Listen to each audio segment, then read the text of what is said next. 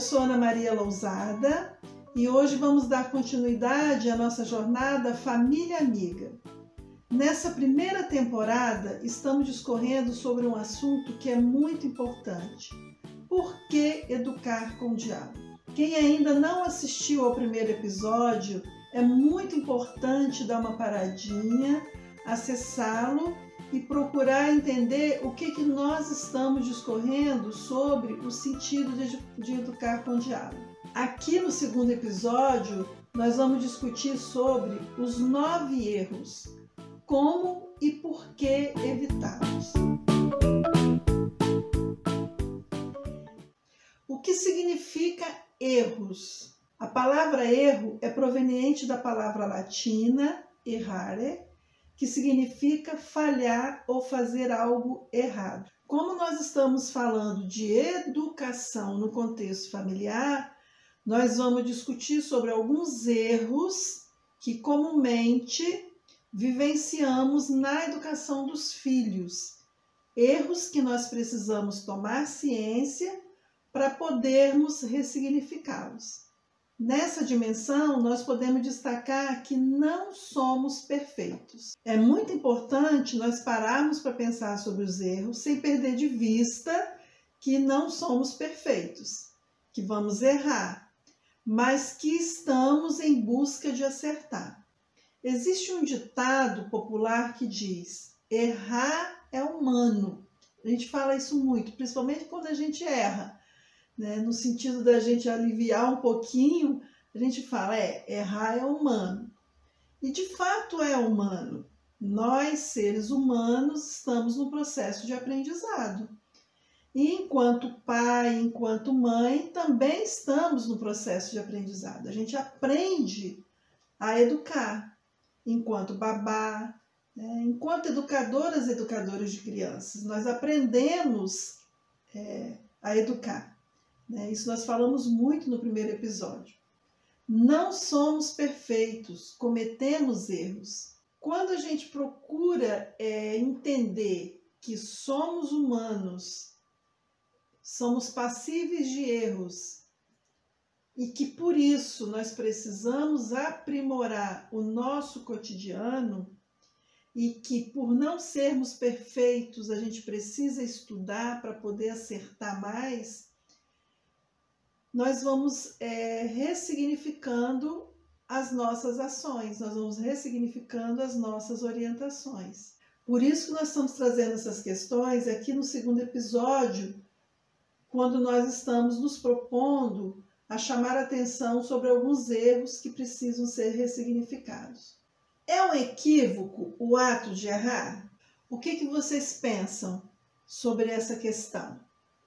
Para que a gente possa discorrer sobre esse questionamento, fomos ao dicionário para entendermos o que significa equívoco nessa perspectiva que nós estamos tratando aqui. E encontramos que é uma ação ou consequência de errar, de se enganar ou de se equivocar.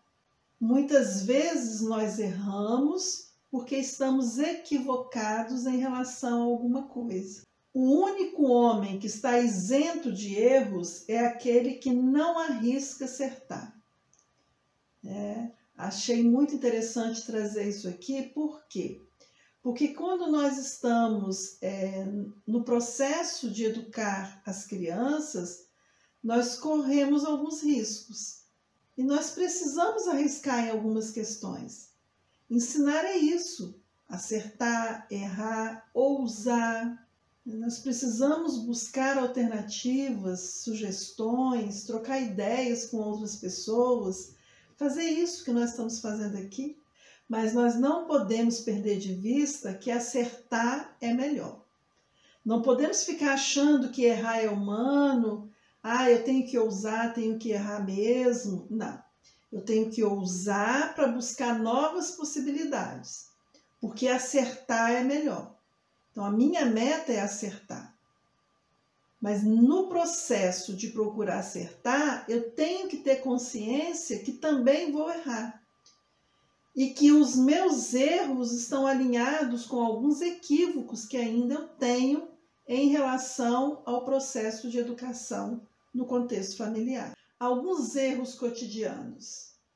Quais são os erros mais comuns na educação dos filhos? Selecionamos 9 cujas reflexões podem nos ajudar nos demais erros que comumente vivenciamos em nosso cotidiano.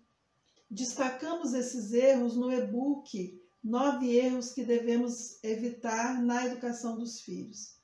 Esse e-book está à venda, né? E ele é muito importante para vocês aprofundarem as questões que nós estamos destacando nesse episódio. Primeiro erro que nós vamos destacar é desconsiderar as reais necessidades das crianças. Isso não, né? A criança tem um jeito próprio de dialogar. Reconhecer as suas peculiaridades ajuda a estabelecer uma relação mais humanizada. Quando a gente desconsidera as reais necessidades das crianças, nós a ignoramos, né? Nós não levamos em consideração o que de fato elas precisam, né? Quais questões que de fato nós precisamos ensinar, como que está o seu processo de aprendizagem e desenvolvimento, a quantas anda o nosso processo de ensino-aprendizagem. Então, por isso a gente traz como primeiro erro, é um erro grave, que nós precisamos tomar consciência do mesmo. Quando nós reconhecemos as suas reais necessidades, de fato as nossas orientações ficam mais humanizadas. Nós conseguimos interagir melhor com as crianças. Lembra lá no primeiro episódio, quando nós falamos da interação sadia? Então, aqui a gente já está trazendo a importância dessa interação. Nós precisamos considerar as reais necessidades das crianças. E, para tanto, nós precisamos conhecer os nossos filhos e as nossas filhas. Precisamos conhecer as crianças que nós estamos educando. O segundo erro que nós queremos trazer é falar dos defeitos de quem educa criança. Ah, mas isso não é legal. Falar dos defeitos de quem educa criança tem implicações muito sérias no processo de aprendizagem e desenvolvimento delas. Então, evitar fazer das crianças um muro de lamentações é fundamental para a eficácia da sua educação cotidiana. Se desejamos uma educação de qualidade, nós precisamos ficar atentos a essa questão.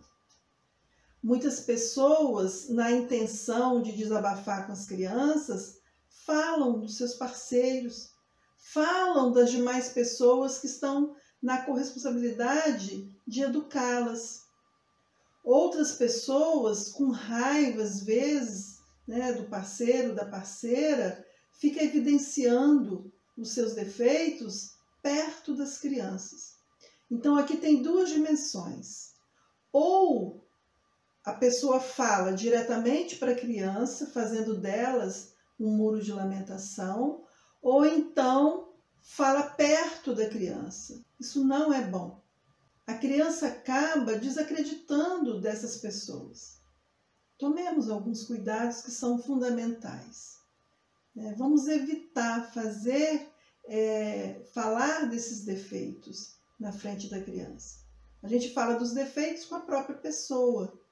A gente discute com a própria pessoa as questões que nós estamos observando.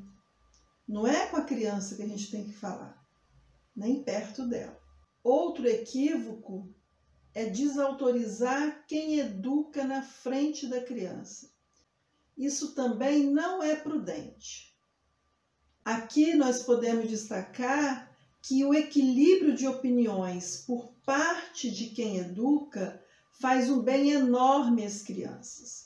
Quando a gente tem esse mau hábito de desautorizar quem educa na frente da criança, está explicitando que nós não temos um equilíbrio no processo educativo. Equilíbrio no sentido de que quem está educando troca ideias, discute, repensa.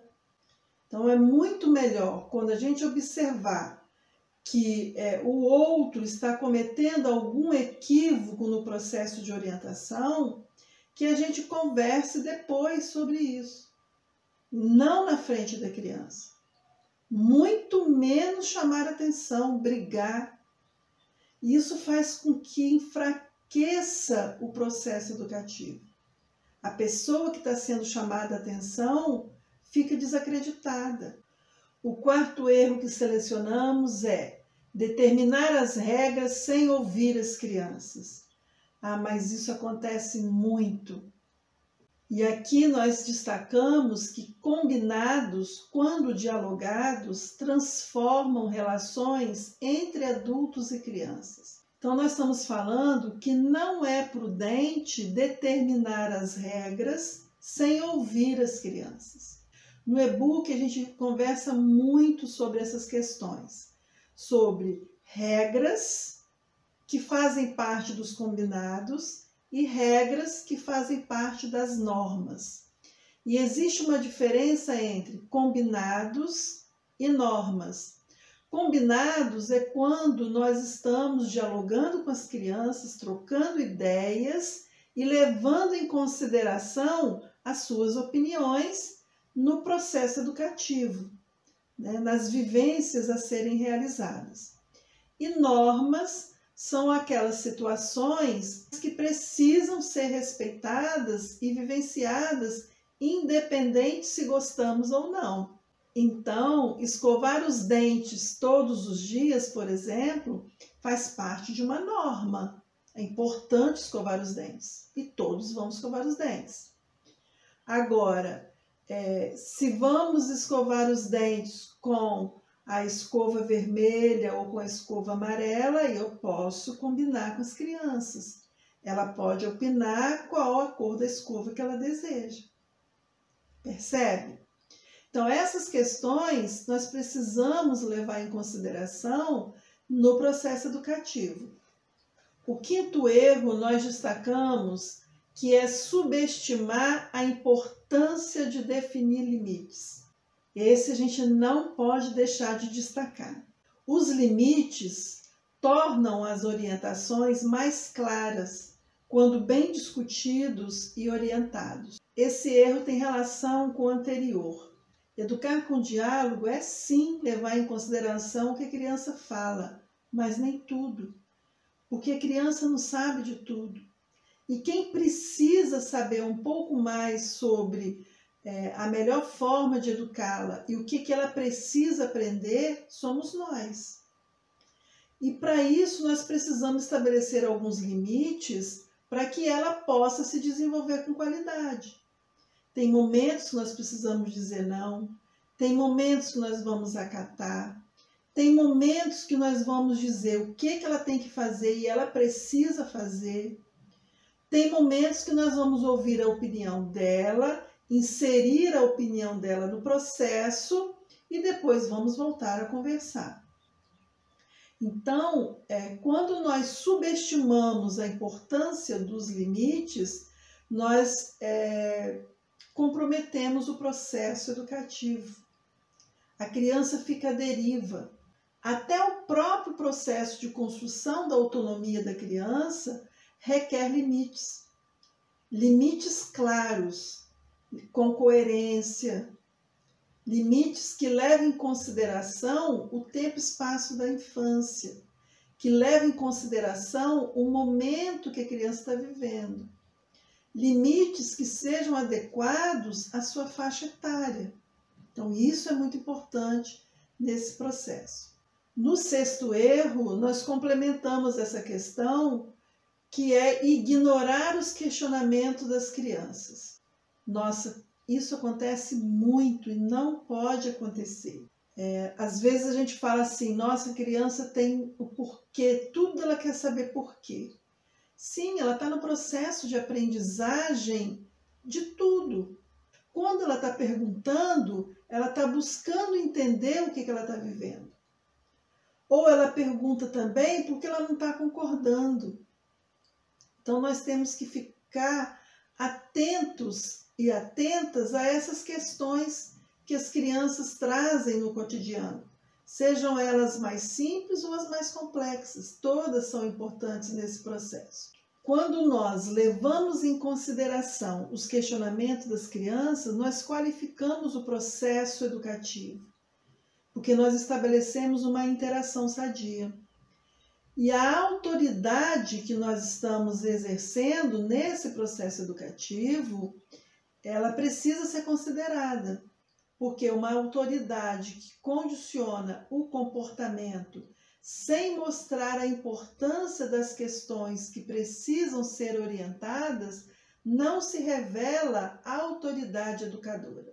Então, aqui nós estamos dizendo que levar em consideração os questionamentos das crianças na perspectiva de uma autoridade educadora ajuda a criança a se constituir com autonomia, a se formar, a se desenvolver com mais qualidade. Mas nós não podemos desconsiderar que educar as crianças que testam a nossa paciência é um desafio. Porque às vezes os questionamentos das crianças, eles passam por outras dimensões, né? Como as dimensões da birra, como as dimensões das pirraças, e aí a gente precisa ficar atento nesse processo. O 7º erro que trouxemos para destacar é exigir atitudes que os adultos ignoram. Isso acontece demais, infelizmente. Aqui a gente já traz que um bom exemplo vale por 1000 palavras. Muitas vezes a gente exige da criança atitudes que nós não temos. Às vezes a gente exige que ela coma algum alimento, mas nós não comemos determinados alimentos também. Por isso que a gente traz que um bom exemplo é muito importante, né? Agora, se também não gostamos de algo, é fundamental deixarmos claro para a criança, trocar ideias com ela, falar dos nossos desejos, das nossas preferências, por que nós não gostamos disso.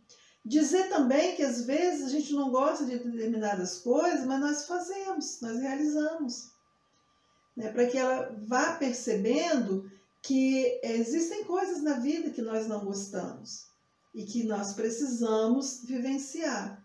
O que eu quero deixar claro aqui é que às vezes a gente exige da criança determinadas coisas, determinadas atitudes, como se nós fôssemos perfeitos. A gente não precisa ficar escancarando tudo para ela, mas o equilíbrio é fundamental. Daí a importância da gente estar sempre conversando com ela, explicando, dizendo para ela por que é fundamental ela fazer determinadas coisas que às vezes elas não gostam. Às vezes tomar banho não é do gosto da criança, mas nós precisamos exigir dela a construção desse hábito. Existem questões que nós podemos e devemos exigir das crianças, mas existem outras que a gente precisa ter bom senso, né? Considerando que são crianças e considerando que muitas vezes nem nós fazemos. Às vezes chega famílias para a gente dizendo coisas do tipo: eu tenho que exigir do meu filho isso, senão ele não vai aprender. Mas quando a gente começa a analisar, a própria pessoa que está educando não realiza o que ela está exigindo. Então é importante a gente parar para pensar. Isso que eu estou exigindo dos meus filhos, das minhas filhas, isso que eu estou exigindo da criança que eu estou educando, é fundamental para o seu processo de aprendizagem e desenvolvimento? Eu consigo vivenciar isso no meu cotidiano a ponto de ser um bom exemplo? Se eu não consigo, eu preciso discutir sobre isso, eu preciso tomar ciência dessas questões para qualificar o processo de aprendizado.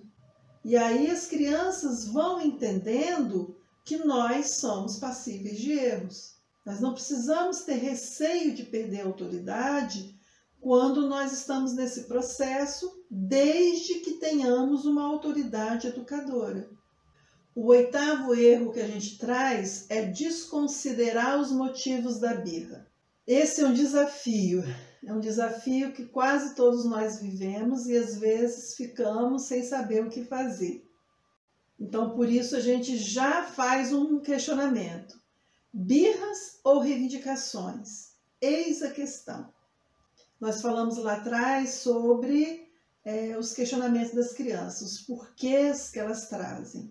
Esse tema a gente discute bastante no e-book, procurando destacar o que faz com que a criança seja birrenta, seja pirracenta, né? E o que nós devemos saber para contornarmos essa questão e ajudar a criança a vencer, né, esses momentos, esses episódios de birra na vida dela. Lidar com crianças que fazem pirraças não significa ceder aos seus caprichos, mas aproveitar esses momentos para explicar sobre os limites da situação em questão.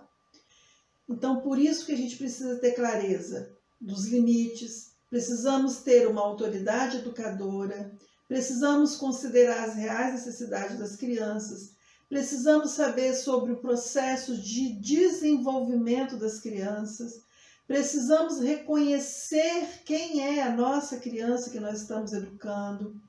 Essas são questões fundamentais para que a gente possa lidar com os eventos de birra. E as birras podem ser, sim, atitudes de reivindicações. Como a criança ainda está aprendendo a falar, às vezes ela não consegue, por meio das suas palavras, dizer o que deseja. Então ela acaba fazendo a pirraça, fazendo a birra, né, se jogando no chão, chorando, porque ela é muito corpo e movimento. Agora, se nós temos clareza dos limites que nós precisamos estabelecer, se nós estamos num processo de interação sadia, exercendo a nossa autoridade educadora, nós vamos qualificar esses momentos, né? Nós vamos exercitar a paciência, nós vamos entender por que será que ela está fazendo essa pirraça. E aí, quando a gente tem clareza de tudo isso que está acontecendo, nós conseguimos trazer a criança de volta para a realidade, nós conseguimos trazer a criança de volta, né, para o centro do processo.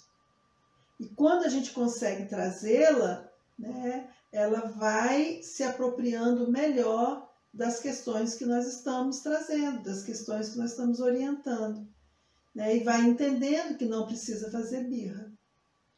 Vai entendendo que ela pode questionar, que ela pode trazer suas opiniões por meio da palavra, por meio das falas, por meio da linguagem oral. Talvez a birra, quando ela está, né, muito acentuada, porque a criança está com dificuldade de falar, de dizer, de ser ouvida. Outra questão também importante nesse processo é que as crianças pequenas ainda não conseguem lidar com emoções e acaba fazendo pirraça, fazendo birra, porque ela não consegue lidar com aquelas situações. Outro erro é induzir a criança a mentir. Isso é mais comum do que a gente pensa. Mentirinhas jamais, nem de brincadeirinha. E aqui tem brincadeirinhas e mentirinhas que às vezes a gente nem tem a dimensão de que é ruim para a criança. Muitas pessoas falam assim, não vai ali fora não, que tem bicho-papão. É uma mentirinha. Ah, só de brincadeirinha. Mas não é legal no processo de desenvolvimento da criança. Muito melhor dizer para ela os motivos por que ela não pode ir ali fora agora do que falar essa mentirinha. Outra questão também é que precisamos tomar cuidado com o que falamos da presença das crianças e com elas. Muitas vezes a criança presencia a gente no telefone fazendo algumas justificativas em relação à falta a uma reunião, à falta a um aniversário. Às vezes a gente fala assim, ah, não deu para ir porque... E aí conta uma mentira.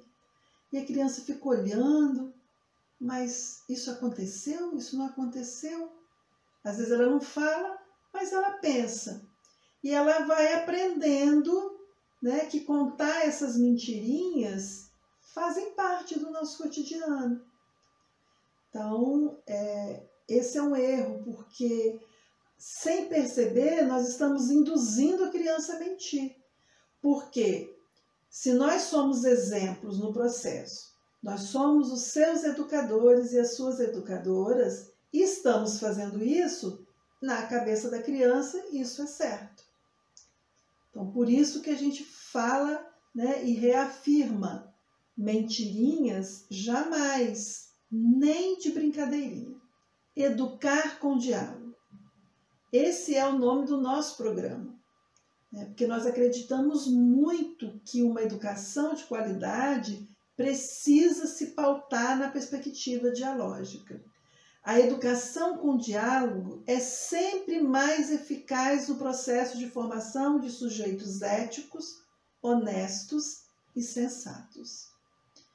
Então, se a gente consegue tomar ciência desses erros que nós destacamos aqui e buscamos ressignificá-los, né, buscamos redimensioná-los, nós estaremos contribuindo para essa formação.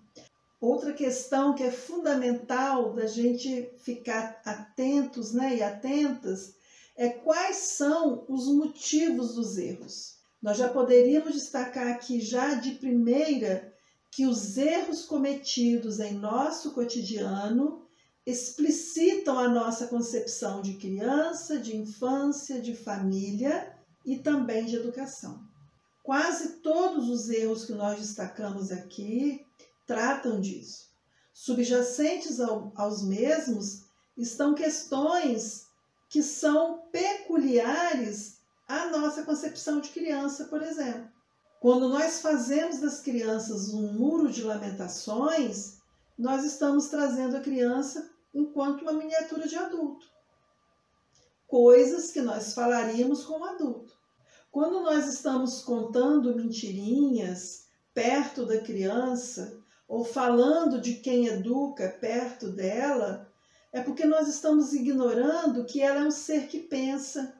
Se eu entendo a criança, um sujeito que pensa, que produz conhecimentos, que é inteligente, que aprende na interação com o outro, né, e com o mundo, eu vou qualificar a minha atitude, as minhas ações nesse processo de educação, né, com elas. Por isso, precisamos tomar ciência dos erros que comumente cometemos. A educação dialógica instiga o redimensionamento dos erros. Então, se eu estou no processo de educar com diálogo, possivelmente eu vou ter mais clareza dos erros que eu estou cometendo, dos equívocos que eu tenho nesse processo, vou procurar estudar, vou procurar trocar ideias, né, com outras pessoas, vou redimensionar esse cotidiano. Uma sugestão que a gente dá é fazer uma lista dos erros e dos acertos. Reflita. Quais ações têm reincidência? Os erros ou os acertos? É fundamental a gente parar para pensar. O que eu estou errando? O que eu estou acertando? Fazer uma lista ajuda a gente a tomar ciência. Ajuda a gente a perceber o que de fato nós estamos precisando melhorar. Por que listar os erros e os acertos? Quando organizamos, conseguimos perceber o que de fato estamos fazendo. Aqui nós podemos fazer a lista e trocar ideias com as outras pessoas que têm corresponsabilidade no processo de educação das crianças. Eu faço a lista do que eu observo em você, né? que são questões equivocadas, e você faz uma lista em relação ao que tem observado na minha atuação. Também é interessante. E aí eu posso confrontar essa lista com a lista que eu fiz. Porque às vezes a gente está cometendo alguns erros e não percebemos. Então, se o outro faz, a gente consegue tomar ciência.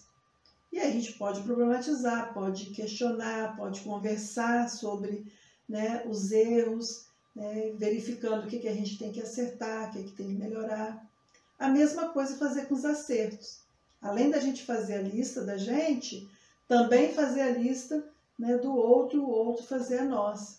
Porque às vezes a gente também está acertando e não está nem percebendo que está fazendo uma coisa muito legal. Então, quando o outro traz esse acerto, a gente também toma ciência, né? É bom para a nossa, né, autoestima. E essas questões são fundamentais de serem discutidas.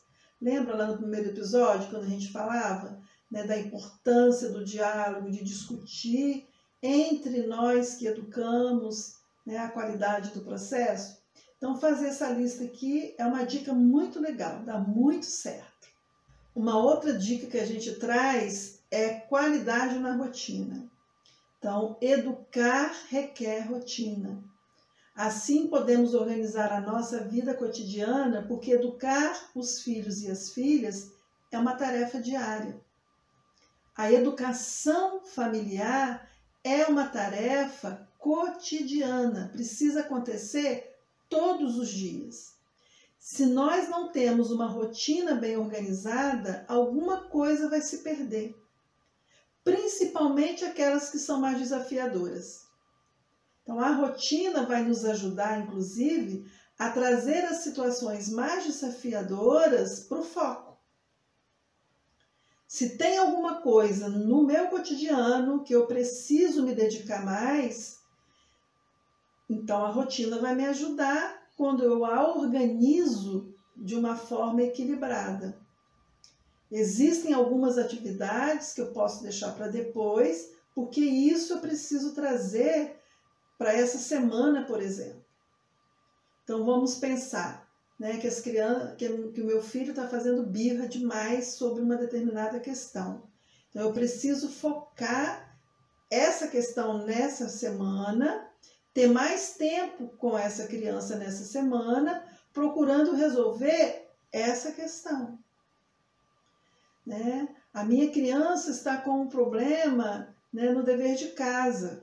Eu preciso sentar com ela mais vezes, estabelecer com ela uma rotina de estudos, e aí então essa situação exige mais a minha presença. Então nessa quinzena eu vou me dedicar a isso. Então a minha rotina vai ser trazer, né, essa problemática para o centro, né, da minha educação, né, do meu propósito nessa quinzena. Depois eu vou poder deixar um pouco mais sozinha, vivenciando a sua rotina de estudos para que ela possa ter mais autonomia. Mas assim que eu observo que ela vai saindo das questões que foram discutidas e propostas, eu retomo de novo. Então essa rotina é fundamental. É importante eu estabelecer quais são as atividades fundamentais nesse processo. No canal, a gente traz algumas questões sobre a rotina. Se vocês quiserem dar uma olhada, vai ser muito importante para qualificar, né, esses estudos que nós estamos fazendo aqui na jornada. E também no livro, né, no e-book, a gente discorre bastante sobre essa questão, dando outras ideias, dando outras sugestões que podem te ajudar, né, no processo de educação dos seus filhos, das suas filhas, né, se você é babá das crianças, né, que você está educando. Babá também precisa organizar a rotina. Né? Nós estamos no processo de corresponsabilidade da educação das crianças. Se você tem alguma questão que precisa ser aprofundada e deseja discutir conosco, deixa aqui nos comentários, ou então participe do grupo Família Amiga lá no Facebook. Seja uma família 5 estrelas, com muita simplicidade, paciência e persistência, e ainda com rigor, sem perder o amor. Espero ter contribuído, com as reflexões que vocês têm realizado, no cotidiano das famílias, com as quais vocês convivem. Prestem mais atenção nos erros, nos equívocos, no sentido de redimensioná-los. Um beijo e não perca o terceiro episódio.